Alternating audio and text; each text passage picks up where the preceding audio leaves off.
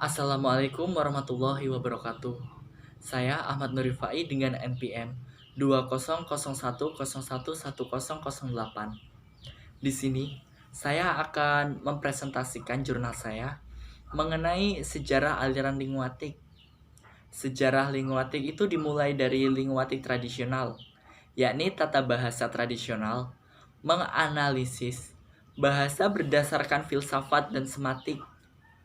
Kajian yang dapat disebut ilmu linguatik dalam pengertian yang sangat luas bahwa ilmu itu merupakan suatu fokus minat yang berkelanjutan dari zaman Yunani kuno hingga zaman sekarang ini dalam suatu urutan kepekaan yang tidak putus-putusnya.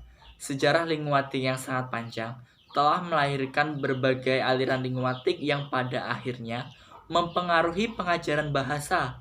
Masing-masing bahasa tersebut memiliki pandangan yang berbeda-beda tentang bahasa, sehingga melahirkan berbagai tata bahasa. Aliran-aliran tersebut yakni linguatik tradisional.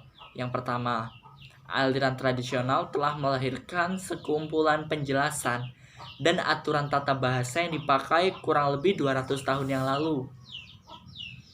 Pada aliran ini terbagi menjadi beberapa masa, yakni yang pertama adalah linguatik zaman Yunani. Pokok-pokok masalah itu meliputi pertentangan antara fisis dan nomos. Yang kedua adalah pertentangan antara analogi dan anomali. Tokoh yang terkenal pada masa ini adalah kaum Sofis, Plato, Aristoteles, kaum Stoik, kaum Alexandria. Kemudian masa yang kedua adalah zaman Romawi. Studi pada zaman Romawi ini merupakan kelanjutan dari zaman Yunani. Kemudian yang ketiga adalah zaman pertengahan. Yang keempat adalah zaman Renaissance. Dan yang terakhir adalah menjelang lahirnya modern. Aliran yang kedua adalah linguatik struktural. Pada tahun 1930-an sampai akhir 1950-an, aliran linguatik yang paling berpengaruh adalah aliran struktural. Tokoh linguatik ini dari Amerika yang dianggap paling penting adalah Bloomfield. Aliran yang ketiga adalah aliran tekmatik. Menurut aliran ini, satuan dasar dari sintaksis adalah tagmen, berasal dari bahasa Yunani yang berarti susunan. Tagmen adalah korelasi antara fungsi gramatikal dengan slot, dengan sekelompok bentuk-bentuk kata yang dapat saling dipertukarkan untuk mengisi slot-slot tersebut. Aliran yang keempat adalah linguatik transformasi. Aliran ini melahirkan tata bahasa transformasi. Tokohnya yang paling terkenal adalah Noam Chomsky.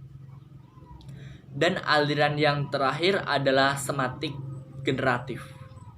Menurut teori ini, struktur sintaksis dan sematik dapat diteliti bersamaan karena keduanya adalah satu. Struktur sematik ini serupa dengan logika, berupa ikatan yang tidak berkala antara predikat dengan seperangkat argumen dengan suatu proposisi. Menurut teori ini, argumen-argumen adalah segala sesuatu yang dibicarakan. Predikat adalah semua yang menunjukkan hubungan perbuatan, sifat, keanggotaan, dan sebagainya. Jadi dalam analisis sebuah kalimat, teori ini berusaha untuk menguraikan lebih jauh dari predikat itu, sehingga predikat itu menjadi tidak dapat diuraikan lagi. Demikian yang dapat saya sampaikan. Apabila ada kesalahan kata saya mohon maaf. Saya akhiri. Wassalamualaikum warahmatullahi wabarakatuh.